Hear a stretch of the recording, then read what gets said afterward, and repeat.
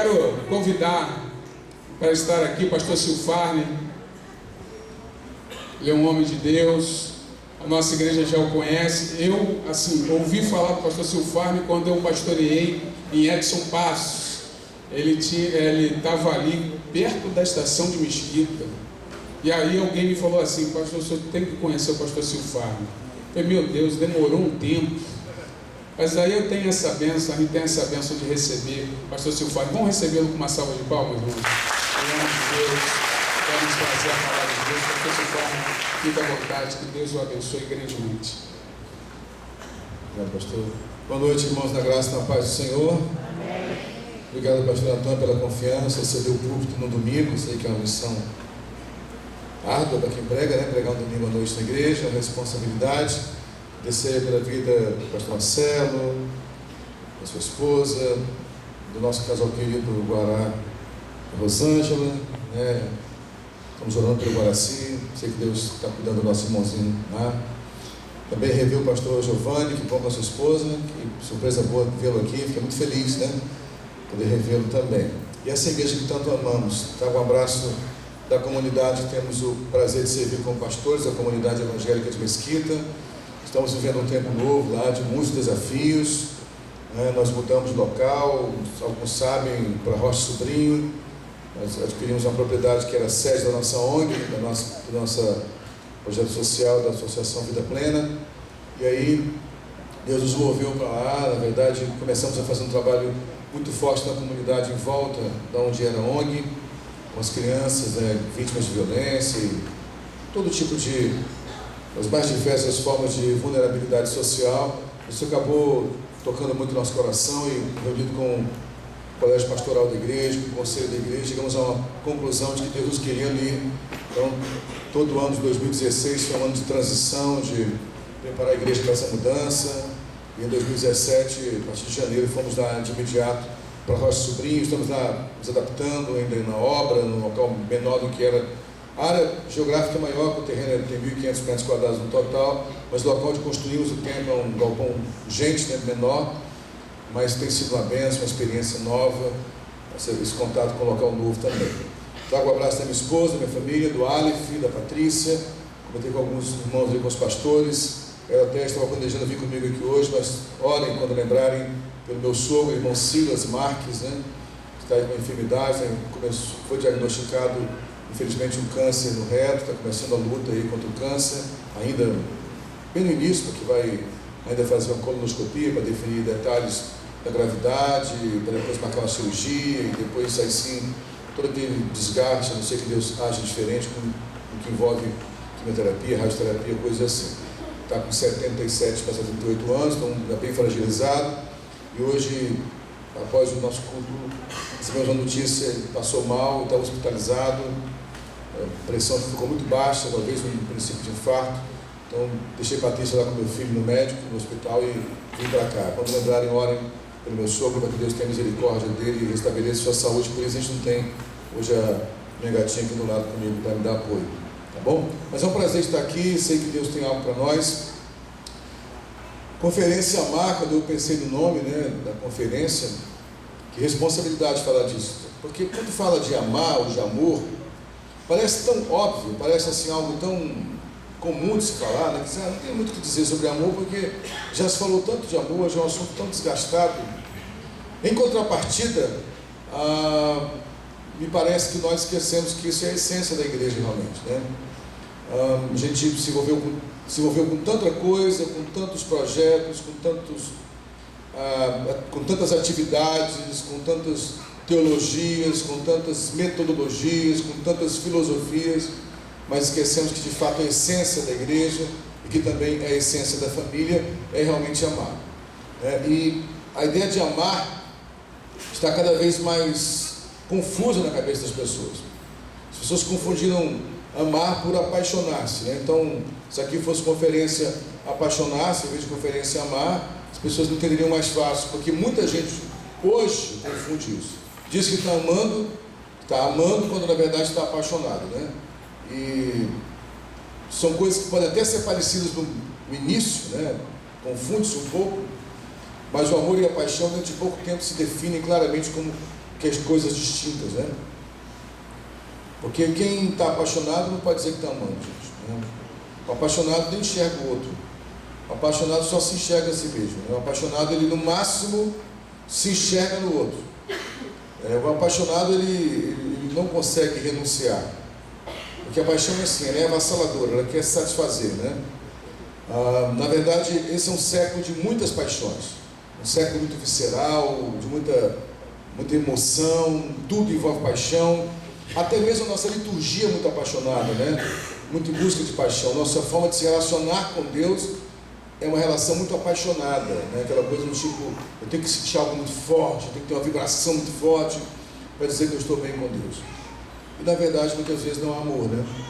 Porque o que define amar é doar-se. Amar é entrega. Amar é doar-se. João 3,16, que desde que a gente é criança na escola bíblica dominical, aprende como texto áureo bíblico, né?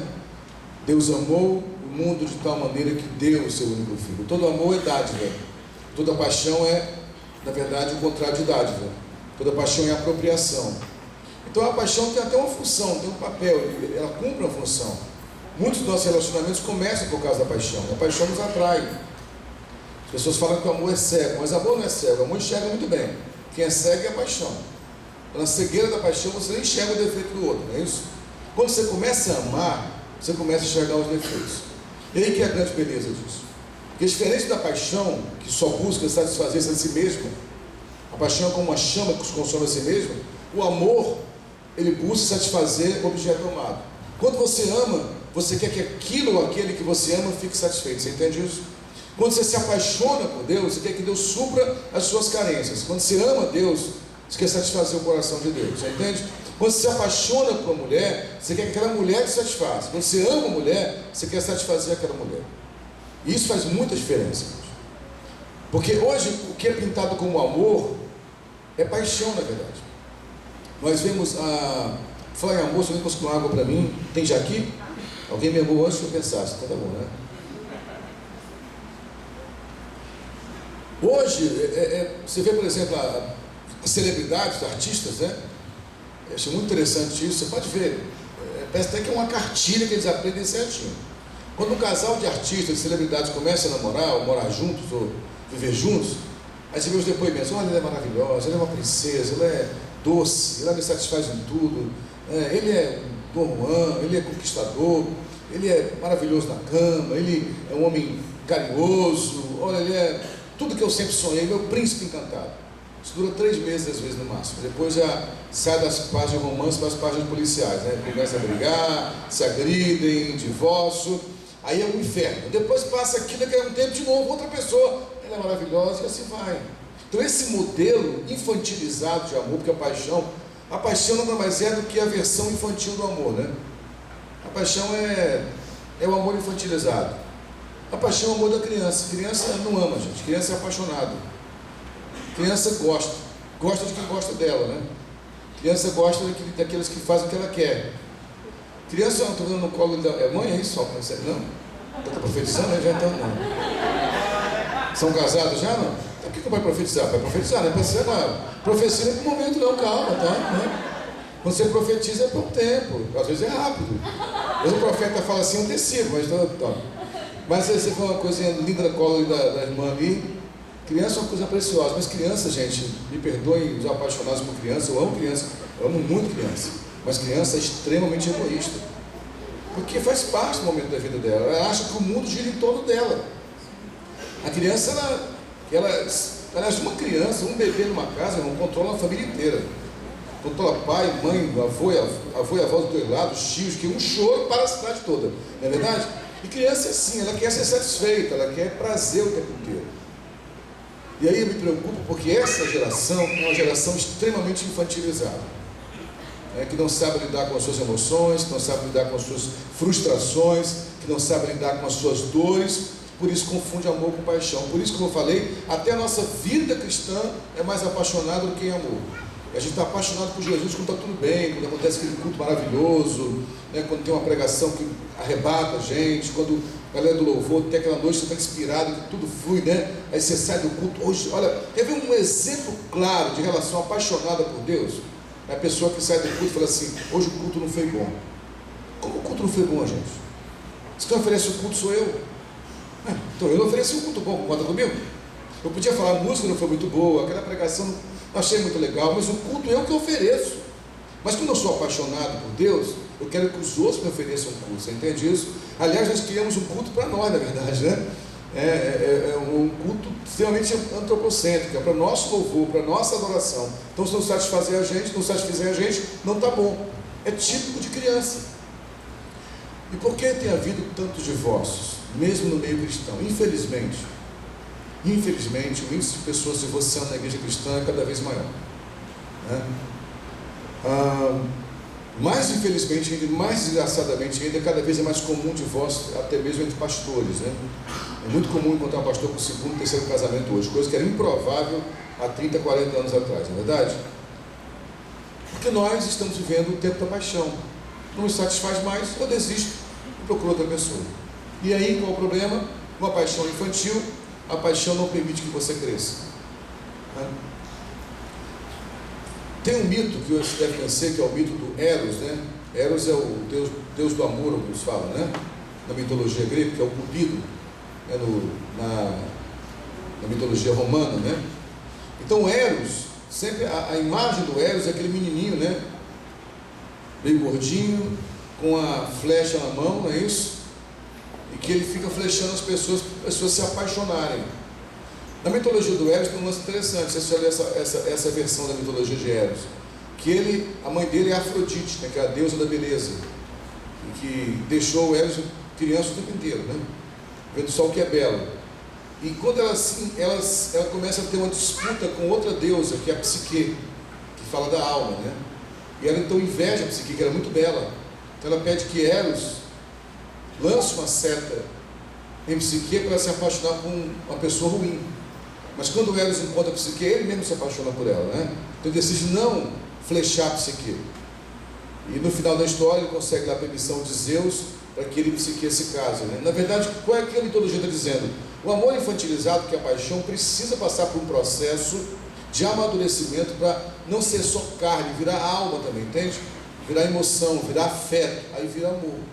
Mas isso fala de crescimento. Então, quando a gente pensa em amor, em amar a família, amar os filhos, amar a esposa, amar os pais, amar a Deus, eu creio que só há um texto, da minha perspectiva pelo menos, que resume bem tudo isso. Eu quero ler com você, com um texto muito conhecido, que é a primeira carta de Paulo aos Coríntios, capítulo 13.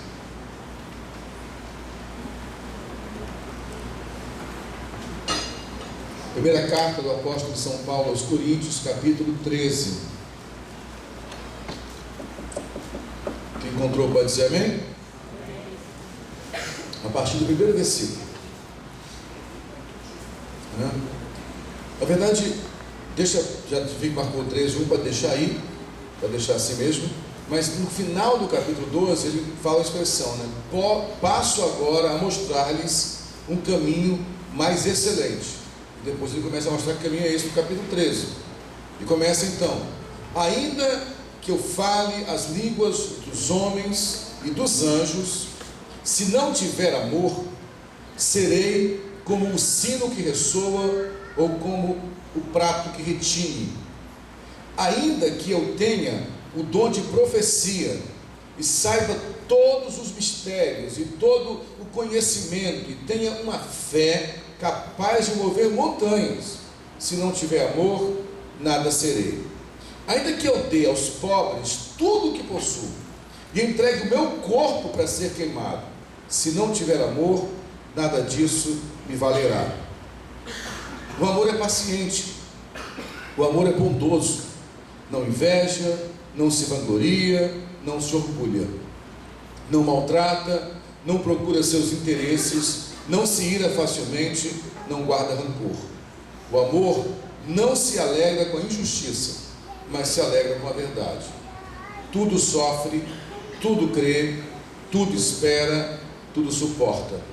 O amor nunca perece ou jamais acaba, de acordo com outras versões. Mas as profecias desaparecerão, as línguas cessarão, o conhecimento passará, pois em parte conhecemos e em parte profetizamos. Quando, porém, vier o que é perfeito, o que é imperfeito, desaparecerá. Quando eu era menino, falava como menino, pensava como menino e raciocinava como menino. Quando me tornei homem, deixei para trás as coisas de menino. Agora, pois, vemos apenas um reflexo obscuro, como em espelho, mas então veremos face a face. Agora conheço em parte, então conhecerei plenamente, da mesma forma como sou plenamente conhecido. Assim permanecem agora estes três: a fé, a esperança e o amor. O maior deles, porém, é o amor. Amém? Esse é um texto clássico sobre amor, eu sei que todos conhecem. Já foi cantado em verso e prosa, cantado em canções, né? Até cantores não evangélicos, né? Cantaram essa música e declamaram esse poema. É um poema lindo, mas eu queria que nós, por alguns poucos minutos aqui, realmente nos repousássemos nossa atenção para esse texto, irmãos. Será que de fato estamos amando? Será que nossas famílias estão sendo amadas de fato? Será que estamos amando os nossos filhos, amando os nossos cônjuges, amando os nossos pais, ou estamos apenas apaixonados? Os capítulos 11 e 12 da primeira carta de Paulo aos Coríntios vem falando sobre a multiplicidade dos dons e a diversidade dos membros que é no corpo de Cristo. No capítulo 12, especificamente, ele fala de muitos dons. E no final do capítulo, ele fala que devemos buscar os dons, todos os dons, principalmente os melhores dons. E depois ele fala: agora eu passo a mostrar-lhes um caminho mais excelente. Então, não é apenas um dom, ele está falando de um caminho. E há uma distinção clara do apóstolo Paulo aqui. Eu sei que o amor também pode ser percebido como um dom, como uma dádiva, mas Paulo fez questão de colocar como caminho, porque o dom, a dádiva, eu apenas recebo. Você entende? Eu não faço nada para receber aquele dom, aquela dádiva. É um presente, é uma graça, é um favor não merecido. Já o amor, ele não chama, pelo menos nesse texto, de dom. Ele chama de um caminho excelente. Caminho fala de jornada. O amor é uma jornada, irmãos. Envolve uma caminhada, envolve um esforço, envolve um empreendimento. E nessa geração cada vez mais apaixonada, movida por paixões, tudo aquilo que envolve empreendimento é visto de forma equivocada. Hoje, até no nosso culto pela manhã, a pessoa que pregou para nós, um jovem missionário que apoiamos em Minas, ele falou uma coisa muito honesta. Ele falou assim: nós saímos de um ativismo que muitas vezes caracterizou a igreja para um outro extremo, com o argumento de que agora eu já entendi o que é graça, o que é amor de Deus. E nós começamos um termo muito usado pelos escritores hoje, a expressão de uma geração líquida, não é isso? Então as coisas são mais líquidas, fluem mais, então não há necessidade mais de fazer nada, porque as coisas estão aí. Então, se eu fui alcançado pela graça de Deus, pelo amor de Deus, eu simplesmente fui alcançado, então eu não preciso mais fazer nada. E frases que são verdadeiras, veja bem, são verdadeiras, mas colocadas fora de contexto, viraram sofismas, tem prejudicado o entendimento de algumas pessoas sobre o que é caminhar no amor. Por exemplo, uma frase que é verdadeira, repito, vou dizer mais uma vez, é verdadeira, eu repito, mas que fora de contexto pode tirar um sofisma, eu não preciso fazer nada para Deus me amar mais. É verdade isso, eu não preciso fazer nada para Deus me amar mais. Ok? Agora, Deus sempre vai me amar.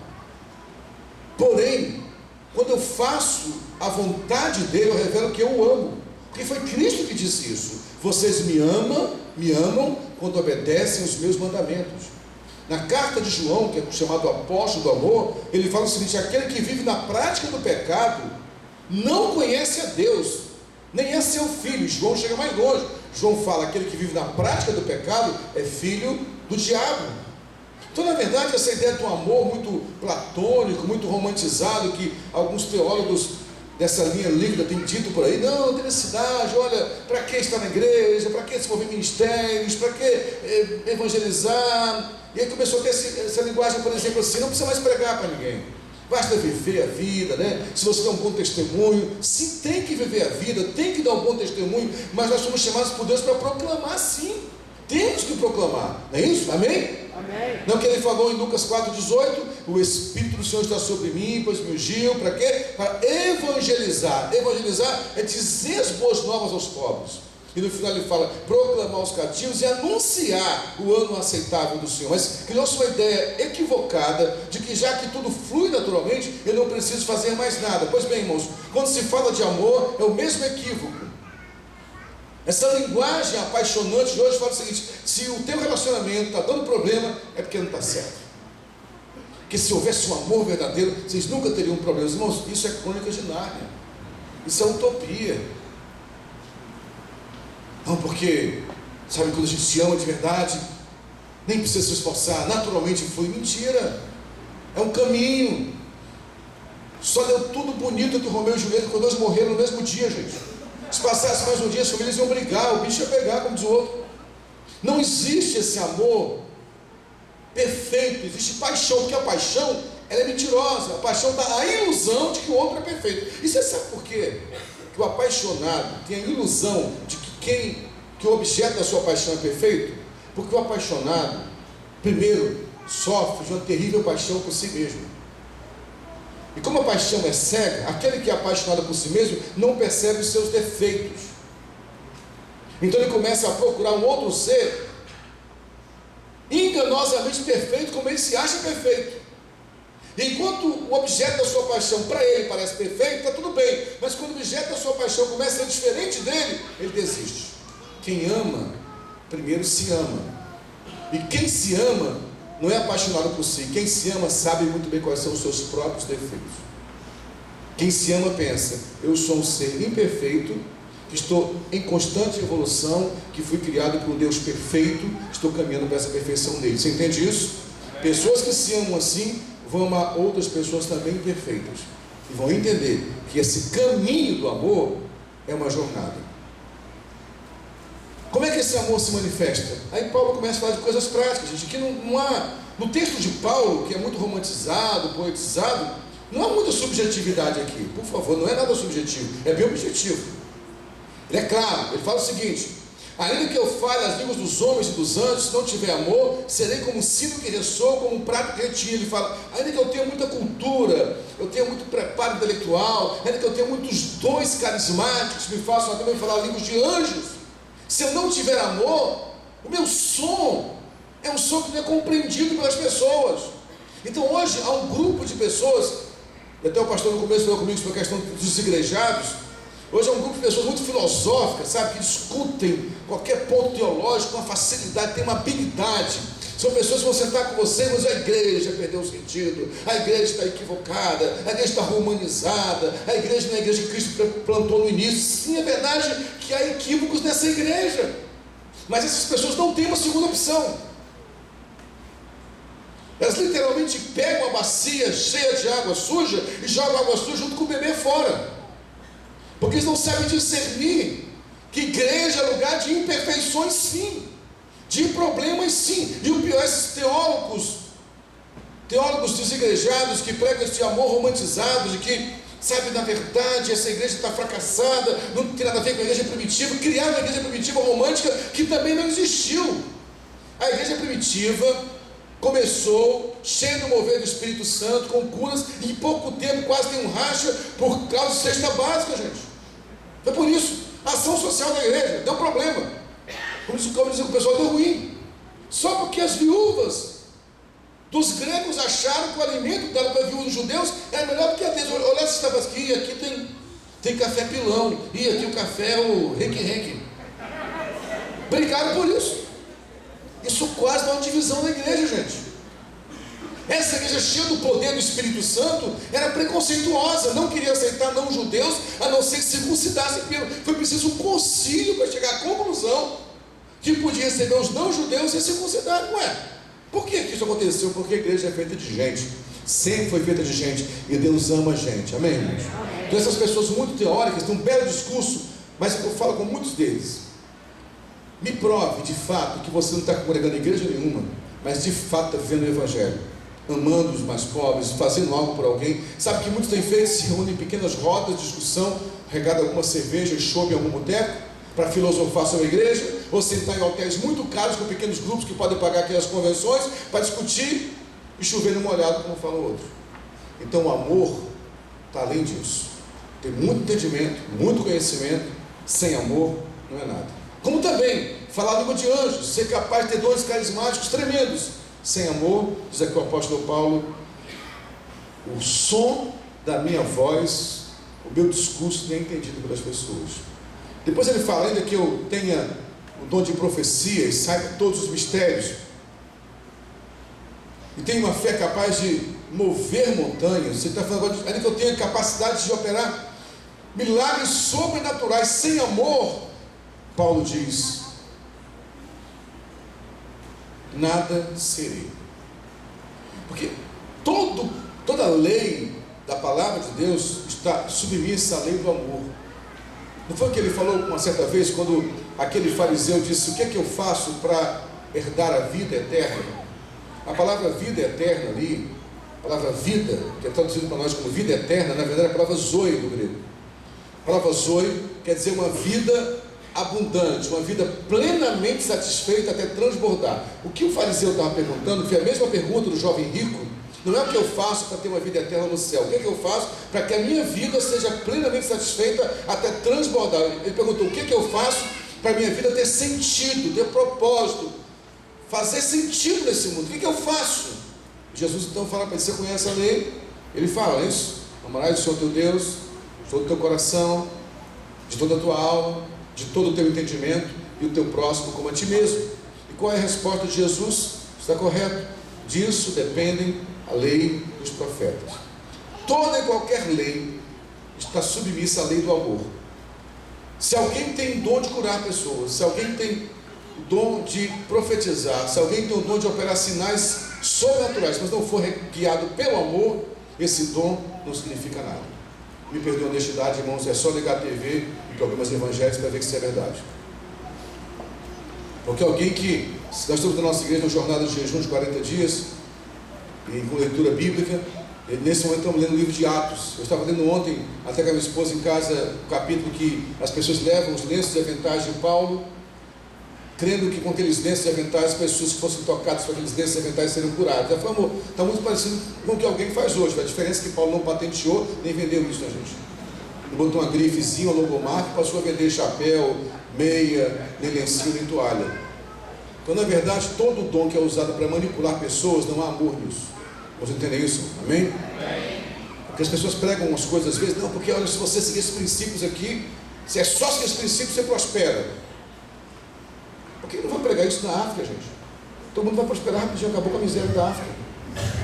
Não é verdade? É porque não há verdade nisso, porque não há amor. Então, até os mais preciosos dons que são necessários para a igreja, sem amor, não são nada. Depois Paulo diz: ainda que eu entregue meu próprio corpo para ser queimado e dê aos pobres tudo que possuo. Olha que coisa forte isso. Se não for por amor, nada disso me valerá. Ou seja, se eu fizer tudo isso, se eu der o meu corpo para ser queimado, se eu amar os pobres, mas não houver amor nisso, isso vai ser barganha. E se eu vou negociar com Deus com aquilo que eu faço, isso não vai ter valor nenhum no final. Depois de Paulo falar sobre essas questões, ele explica claramente de que amor ele está falando.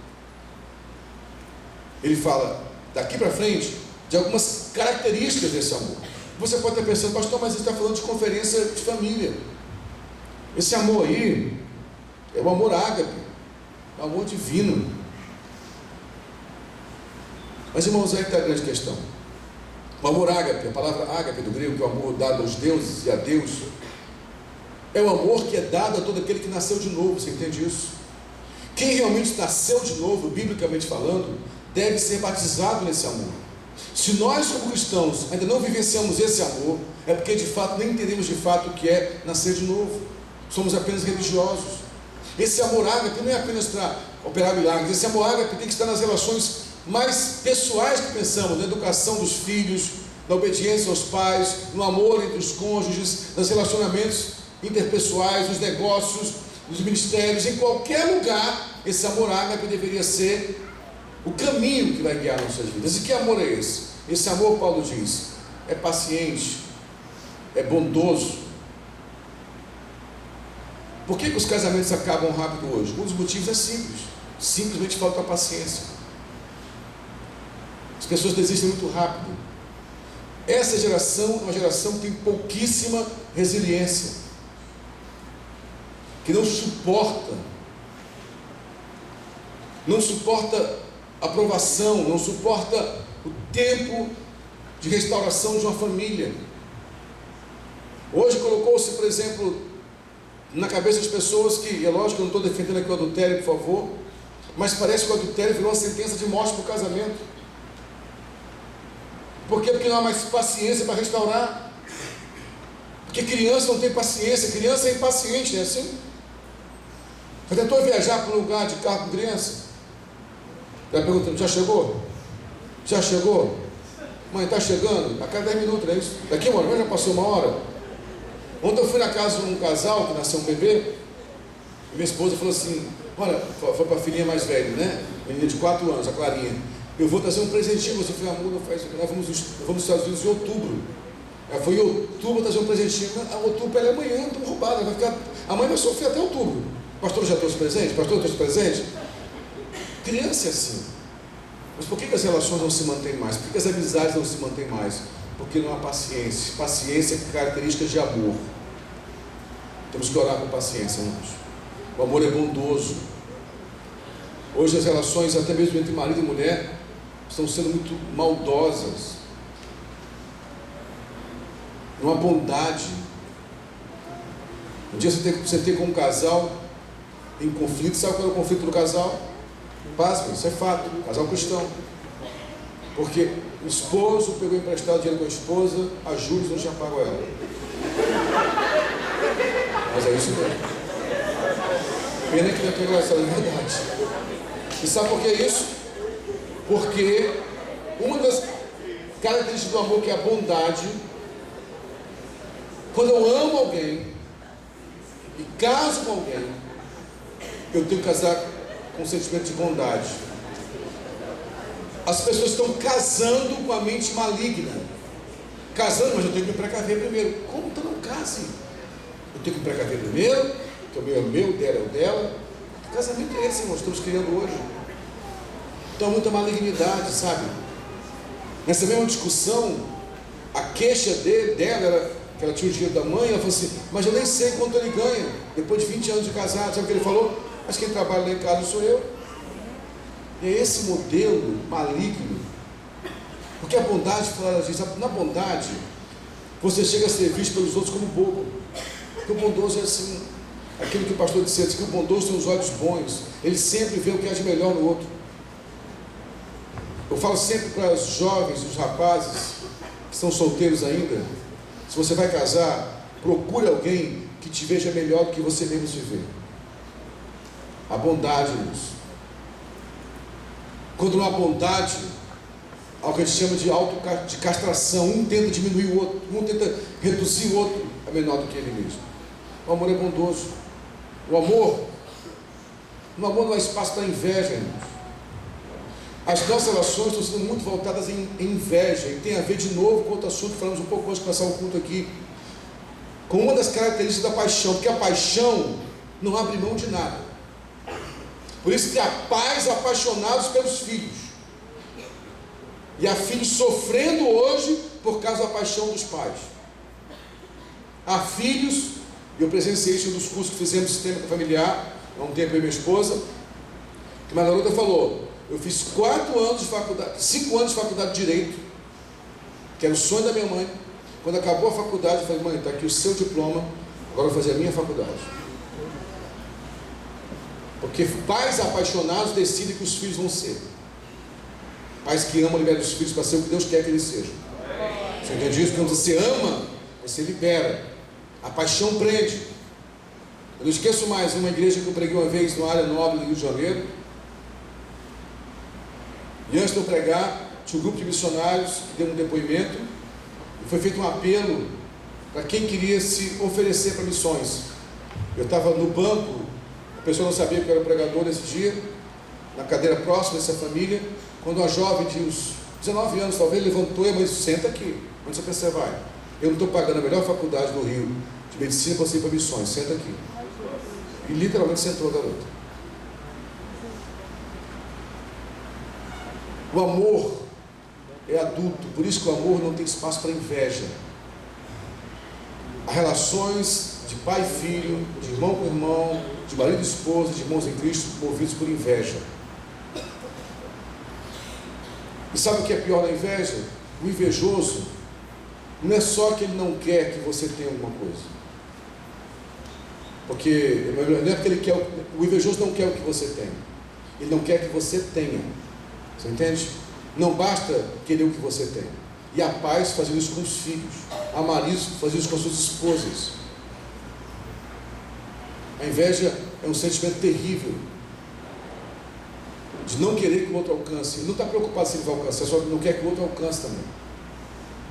Relações são mantidas por inveja, algumas vezes.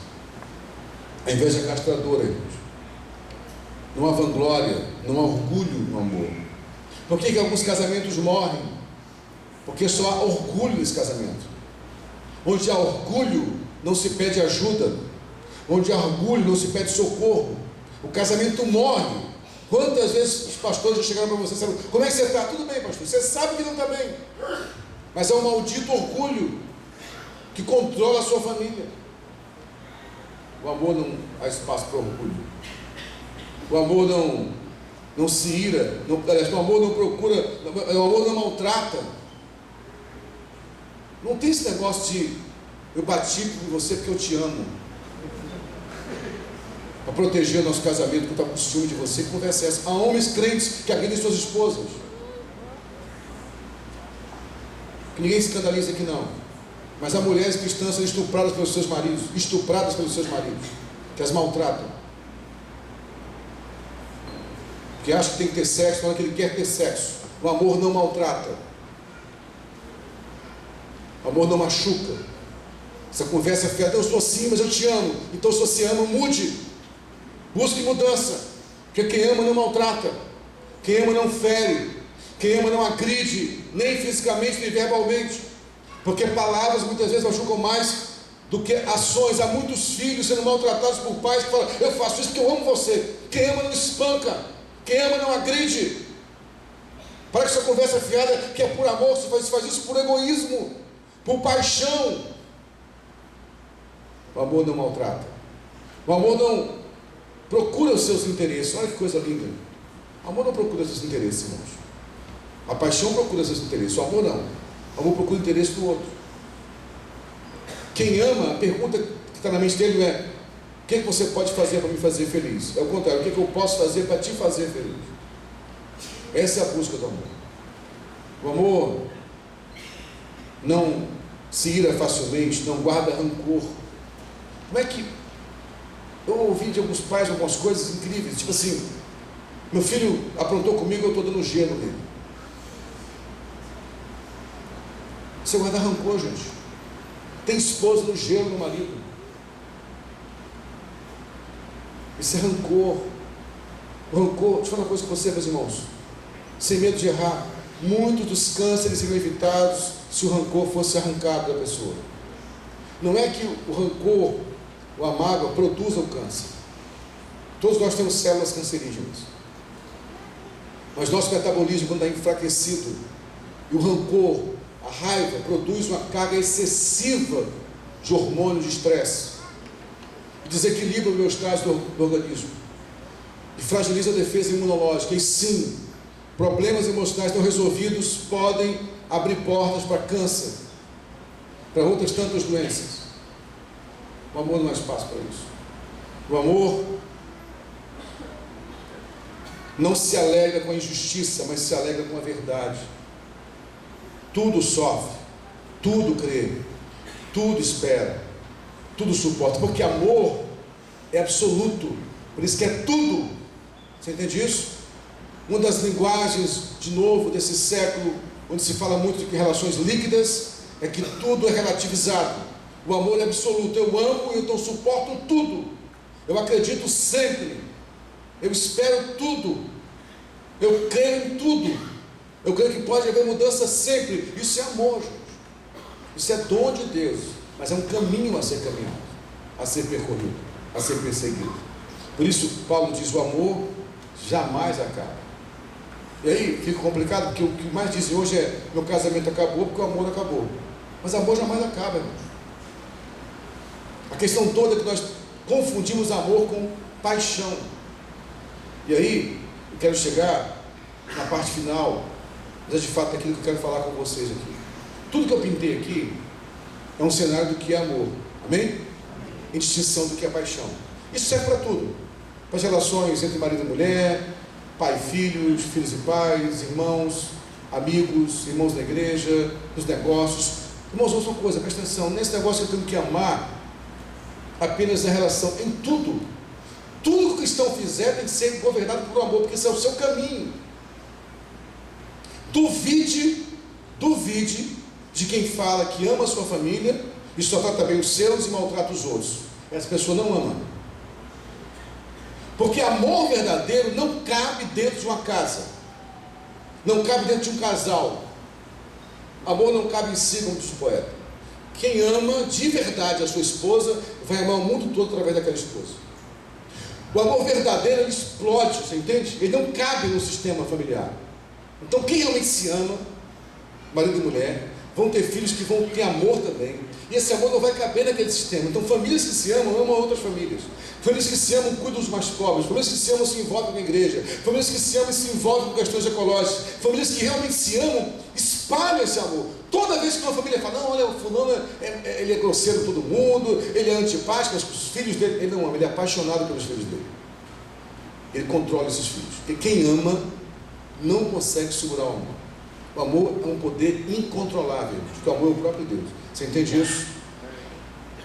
Agora, esse nível de amor pelo qual queremos orar hoje é um caminho. Por isso, Paulo encerra dizendo que de tudo que existe, fé, esperança e amor, o mais importante é o amor. Porém, ele nos dá um aviso muito sério, está aqui no versículo 11. Ele fala: quando eu era menino, eu falava como fala o menino, eu pensava como o menino pensa, eu raciocinava como um menino. Mas quando eu me tornei homem, cresci, eu deixei para trás as coisas de menino. Parece um texto estranho no meio de uma palavra sobre amor, não é isso? Que papo é esse que eu era menino, eu virei adulto? Mas a regrinha básica de exegese é que você jamais pode isolar um texto de um contexto. Então, lógico, Paulo está falando de amor. Sabe o que Paulo está dizendo? Amor é coisa para gente grande. Criança não ama. Por que os casamentos estão sendo tão fragilizados hoje? Porque crianças de 40 anos estão se casando. Crianças de 35 anos estão se casando. Adolescentes, movidos por paixão. Gente que não suporto mais porque a rotina está me matando. Quem é adulto entende que a rotina é uma coisa maravilhosa, gente. Eu estou casado há 27 anos e meio com a mesma mulher. Tem que explicar isso, né? E todo dia que a gente acorda, isso é verdade mesmo. Eu abraço e falo: amor, como é bom acordar do seu lado. Porque é bom demais.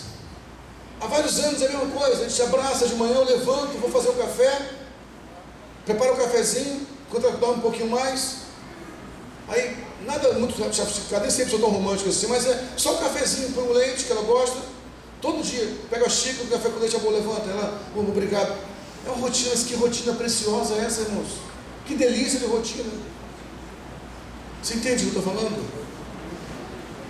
Agora, a criança não, a criança quer novidade, ela quer. Você entende? Está sem graça porque.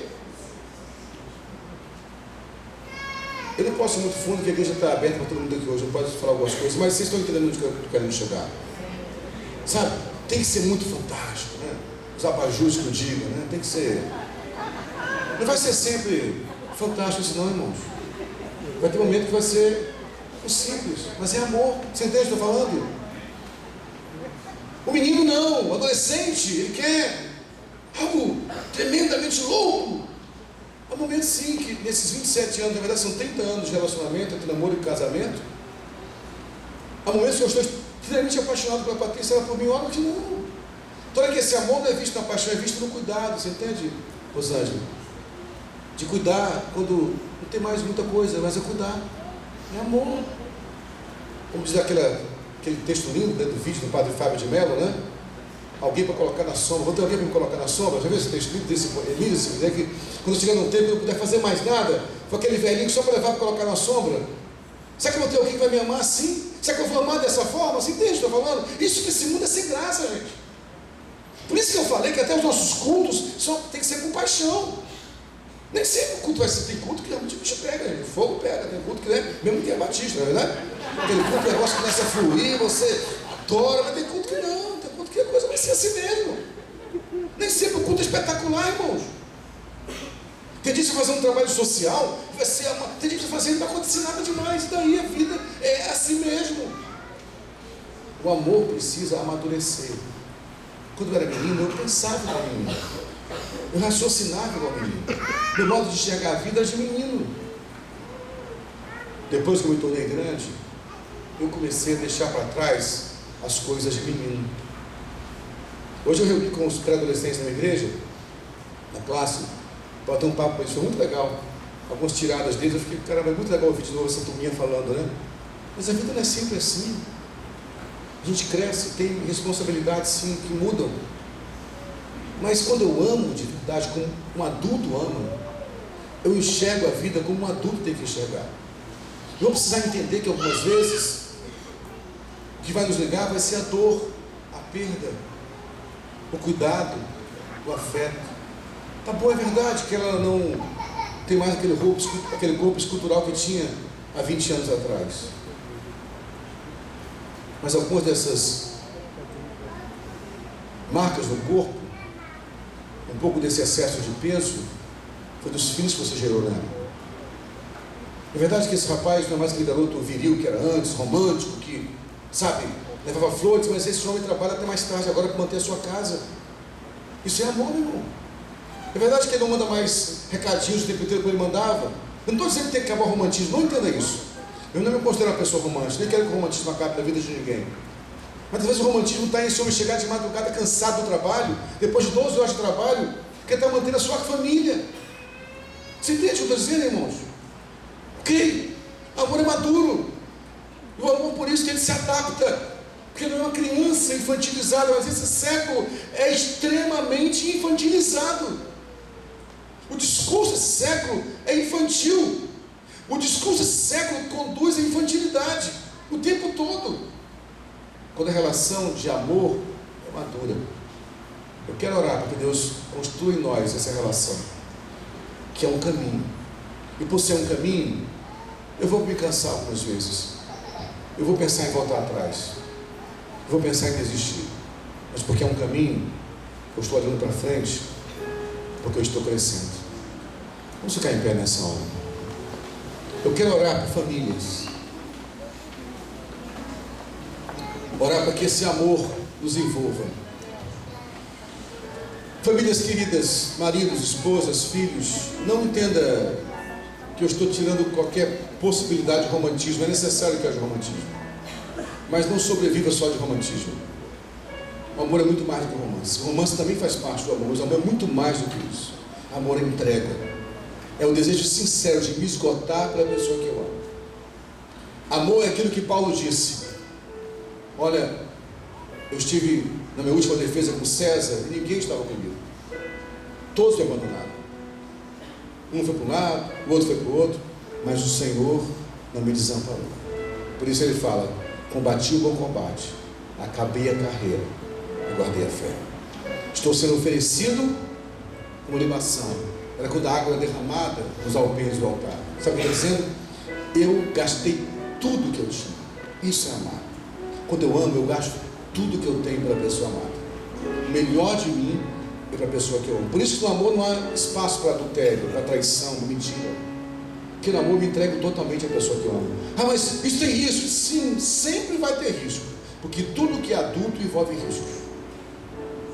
Mas são esses riscos mesmo que vão nos conduzir a uma vida madura. Agora, para orarmos e para fechar de fato a minha fala, o que é que marca o começo da mudança entre a infância e a maturidade? Tem um texto do Freud que ele fala sobre da natureza à humanidade. Ele fala o seguinte: nós nascemos como animais, cheios de instintos, de vontades, de quereres. Mas sabe quando se torna humano? Quando você começa a ser frustrado.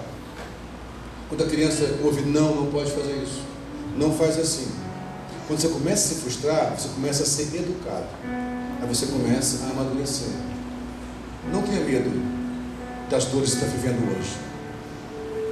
Talvez haja alguém aqui enfrentando sérios conflitos no seu casamento, dificuldades financeiras. Nosso país vive um tempo de uma crise. Não vou dizer que foi a pior crise, que quem viveu 450% de inflação por ano, quem já viveu aqui, como eu não vivi, ditadura militar, já teve outras crises. A igreja vive uma crise? Vive. Mas irmão, você não sabe o que foi a Idade Média. Você não tem noção disso. Você não tem noção do que foi a Idade Média. Só quem não conhece a história é que acha que esse é o pior momento.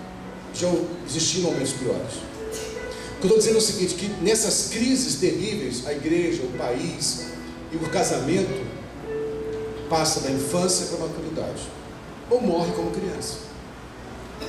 Feche seus olhos, senta do lado da sua família, fique abraçado nessa hora, vamos orar. Pai querido, eu oro pelas famílias. Senhor, eu sei que vivemos um tempo de muitas privações e provações. Um tempo onde a paixão está sendo cantada como se fosse amor. E por isso as relações interpessoais são tão frágeis. Da geração do Facebook, do Instagram, de amigos virtuais, onde não há entranháveis afetos, onde apenas há superficialidade, Deus. E essas relações têm vindo para dentro das famílias. Por isso há tanto espaço para adultério. Por isso há tanto espaço para divórcio, para aborto, para filhos criados sem pais. Por isso há tanto espaço para crentes frios na fé, meninos espirituais. Por isso há tanto espaço para oportunistas. Há tanto espaço para enganadores que vendem a fé por causa de milagres. Por isso há tanto espaço para embusteiros, para falsos apóstolos. Por isso há tanto espaço para estelionatários da palavra, Deus, que dizem que oferecem o céu na terra para que as pessoas se iludam e se aproximem do Senhor de forma equivocada, porque é uma geração de crianças. Mas nós hoje queremos crescer, Senhor. Hoje queremos dizer como Paulo: quando eu era menino, eu pensava como menino, eu falava como menino, eu raciocinava como menino, mas quando me tornei homem, deixei para trás as coisas de menino. Nos leva a sermos pessoas adultas em Cristo, Senhor, para amar como adultos amam e deixar para trás as coisas de menino. Constrói relações maduras nos nossos casamentos, nos aponta o caminho, Senhor, nos ajude a caminhar por ele. Quando pensarmos em voltar para trás, nos sustente firme, Senhor, nesse caminho, o caminho mais excelente, o caminho do amor. Batiza nossas famílias nesse amor, batiza nossa igreja nesse amor. Assim oramos e cremos, Pai, em nome de Jesus. Você pode dizer amém? Que o Senhor continue nos abençoando com a sua palavra. Amém, pastor?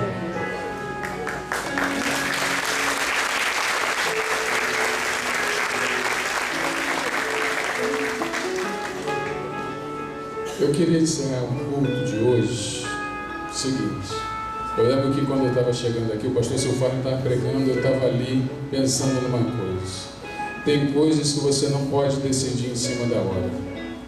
Tem coisas que você não pode decidir em cima da hora. Tem coisas que já tem que estar decidido. Então já está decidido, eu estava ali pensando ali, já está decidido que eu vou ficar casado com a Meliane para sempre, até Jesus levar um de nós. Porque se você deixar para decidir algumas coisas em cima da hora, meu irmão, você vai decidir errado. Você vai decidir como um apaixonado e não como alguém que ama. Então não decida as coisas em cima da hora. Então nós vamos encerrar da seguinte maneira: se você sentir no coração, se você estiver com a sua esposa e você já está decidido que nós vamos ficar juntos até a eternidade, meu irmão. Porque essa é a esposa que Deus te deu. Esse é o marido que Deus te deu. Então nós vamos orar. Você vai sair do seu lugar e vai vir aqui na frente. Nós vamos orar. Eu pedi ao pastor Silfano para ficar aqui para nós orarmos. Você vai sair com a sua esposa do seu lugar, vai vir aqui na frente. Isso é uma renovação de compromisso, que é renovado todo dia. Mas quando a gente faz isso, a gente está falando assim, ó, nós diante de Deus, ali diante dos pastores, diante da nossa igreja, nós estamos aqui renovando, que nós vamos ficar juntos para sempre, em nome de Jesus. É uma coisa que tem que ser decidida, meu irmão. Deixar para decidir isso em cima da hora, o negócio não dá. Se quiser, pode ir subindo aqui também, que nós vamos orar.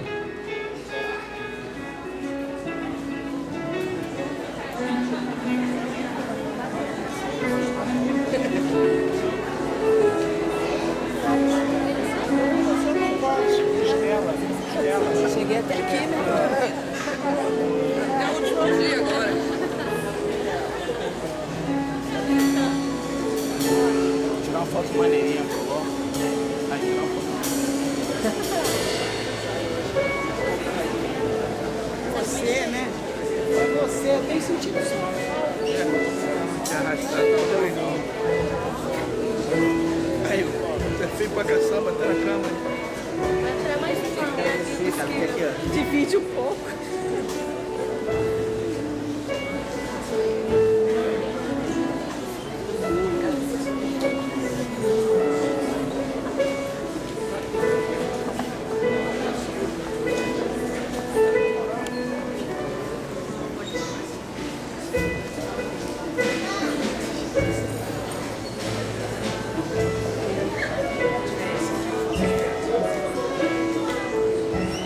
Nós vamos orar. Nós vamos orar aqui, sabe por quê? É o seguinte: nós estamos nessa bênção aqui. Deus tem falado muito ao nosso coração. E nós precisamos da bênção de Deus. Irmãos, ninguém continua casado só porque é bom. Não é só porque é bom. Nós continuamos casados porque nós dependemos da graça de Deus. E nós precisamos falar como o apóstolo Paulo. E a graça de Deus para comigo não foi vã. Não foi vã. Não foi vã. Nós vamos orar aqui, pedindo a Deus para Deus abençoar aqueles que estão casados, para manter eles casados. E nós vamos orar também pelo nosso povo aí, que talvez está aqui e o marido ainda não é crente. Nós vamos orar também, porque nós queremos você nessa bênção. Nós queremos você nessa bênção. Queremos você nessa bênção. E eu, às vezes eu fico orando pelos jovens de nossa igreja, que eu já falei duas coisas que não pode dar, assim, escolher errado, pastor. Eu acho que, na minha opinião, é casamento e vocação. Casamento e vocação não pode. Eu desejo que os nossos jovens sejam cheios do espírito de sabedoria e de discernimento, para que vocês tomem decisões acertadas, em nome de Jesus. Senhor, nós te louvamos por essa palavra poderosa na nossa vida nessa noite. Te agradecemos pela vida do pastor Silfarne, da sua esposa Patrícia, do seu filho Aleph. Colocamos a vida do sogro do teu servo diante do Senhor e pedimos uma intervenção divina sobre ele, pedindo ao Senhor que o Senhor o visite com glória, poder. Pai querido, que o Senhor ministre sobre a vida do irmão Silas, Senhor, algo maravilhoso da parte do Senhor. Pai querido, em nome de Jesus, abençoe lá onde ele está internado nessa hora. Fortalece a Patrícia com a tua graça, em nome de Jesus. Senhor, e nessa hora também eu quero colocar aqui os casais de nossa igreja diante do Senhor. Nós reconhecemos, Senhor, que nós necessitamos da graça do Senhor sobre nós. Senhor, nós não queremos ser meninos no amor, nós não queremos ser egoístas, nós não queremos, Senhor, ser invejosos. Em nome de Jesus, Retira isso do nosso meio em nome de Jesus. Senhor, eu quero pedir ao Senhor que o Senhor mesmo consolide no nosso meio, Senhor, aquilo que o Senhor mesmo já tem feito no nosso meio para a glória do Teu nome. Senhor, em nome de Jesus, Senhor, aqueles casais que têm passado por muitas tempestades, Senhor, em nome de Jesus, os ajude, Senhor, a permanecerem dentro do barco e com Jesus. Senhor, abençoe aqueles meus irmãos e minhas irmãs que têm orado, Senhor, e seus cônjuges ainda não são cristãos. Senhor, dê a eles a graça, a sabedoria, dê para eles, Senhor, a paciência, dê para eles, Senhor, a bênção de ver os seus cônjuges, Senhor, também se rendendo ao Senhor Jesus. Senhor, que o Senhor nos use como igreja para ser um canal de bênção na vida deles. Senhor, eu quero te pedir pelos jovens de nossa igreja. Senhor, não deixa nenhum jovem de nossa igreja tomar decisão errada nessa área. Senhor, em nome de Jesus, dê para eles espírito de sabedoria e de discernimento, para que no nome de Jesus, Senhor, eles possam ser maduros ao tomar as suas decisões. E diante de Deus, diante dos seus pais, diante, Senhor, de uma sociedade tão perversa, eles continuem levantando a bandeira do casamento, Senhor, como algo que foi feito por Deus e para a glória de Deus. Senhor, e agora eu quero pedir que o amor de Deus, o nosso Pai, que a graça salvadora do nosso Senhor Jesus Cristo, a nossa viva e doce esperança, e que as doces consolações do Espírito Santo e a comunhão do Espírito esteja com todos os casais aqui, com toda a igreja do Senhor e com todo o povo de Deus espalhado sobre a face da terra, desde hoje e para sempre. Amém e amém. Querido, que Deus te abençoe, tá bom? Tenha uma boa semana, vá na paz do Senhor.